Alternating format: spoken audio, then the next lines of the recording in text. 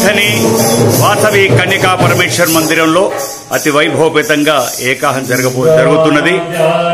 మరి ఈ యొక్క ఏకాహ భజన కార్యక్రమం దేనికోసం చేస్తున్నారు అంటే కన్యకా పరమేశ్వరి ఆత్మార్పణ దినం పురస్కరించుకొని ఈరోజు వైభవపేతంగా మంథినిలో ఉండేటువంటి భజన పరులు వాడవాడలో వచ్చి 24 గంటల భజన కార్యక్రమాన్ని దేదీప్యమానంగా ఇక్కడ జరపబడుతున్నది. ఈ సందర్భంలో కూడా కొత్త శ్రీనివాస్ మరియు ఇక్కడ కార్యకర్తలు ఉన్నారు, వారిని అడిగి తెలుసుకున్నాం. నమస్కారం అండి. జై వాసవి. ఈరోజు శ్రీ వాసవి మాత వైశ్యుల కోసం భూమి మీదకి వచ్చి ఆ జగన్మాత త్యాగం చేసి తన ఆత్మార్పణతో చేసుకున్న రోజు. ఆ సందర్భంగా అమ్మవారికి వివిధ కార్యక్రమాలలో భాగంగా ఈరోజు నిక్కాహం వివిధ పాలీలతో మంత్రికి సంబంధించిన వివిధ పాలీలతో ఈ యొక్క కార్యక్రమం ఘనంగా నిర్వహించుకోవడం జరుగుతుంది. అందులో భాగంగా అలాగే రేపు కూడా మన వాసవి దేవాలయంలో ఇంకా కుంకుమ పూజలు కానీ తర్వాత అభిషేకాలు కానీ ఇంకా ఇతర కార్యక్రమాలు, మన సాయంత్రం పూట భజన కార్యక్రమాలు 102 గోత్రాలతో ఇంకా మన దేదీప్యమానంగా వెలిగే దీపకాంతులతో సాయంత్రం ఇంకా కార్యక్రమాలు తదితర కార్యక్రమాలు అన్నీ ఉంటాయి.